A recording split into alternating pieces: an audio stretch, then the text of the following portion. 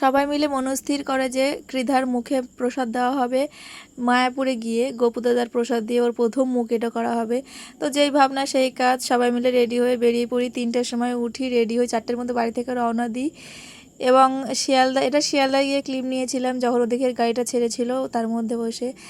এবং গাড়ি ছাড়ার সঙ্গে সঙ্গে প্রচুর ভক্তরা যারা মায়াপুর যাচ্ছিল ট্রেনের মধ্যেই কীর্তন নাম সব কিছু শুরু করেছিল, কীর্তন, নাচ। তো সেখানে আমার মা চলে গেছিলো, আগেই নাচানাচি করছিল। এবং পরে আমি কৃধাকে নিয়ে যাই, ও দেখছিল যে কি হচ্ছে, এত লোক, এত বাজনা, এত গান, কি ব্যাপার।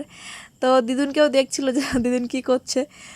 তো এই করতে করতে বেশ অনেকটা চলে যায়। আর এই যে ওর বাবা বারবার নামছিল উঠছিল, এরও একটা কারণ আছে, যেহেতু বুঝতেই পারছো ভোর ভোর বেরোনো হয়েছে। এবার কি সমস্যা হতে পারে সবাই জানি, বুঝতে পেরেছো।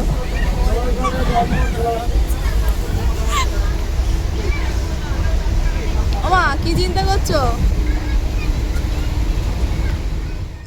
তো আলটিমেটলি এখানে আমরা মায়াপুরের স্টেশনে নেমে যাই এবং সেখানে কিছুক্ষণ গোল মিটিং হলো, তারপরে ওখান থেকে রওনা দেওয়া হলো গন্তব্যের উদ্দেশ্যে। যেহেতু অনেক বড় ভিডিও একবার দিতে পারলাম না।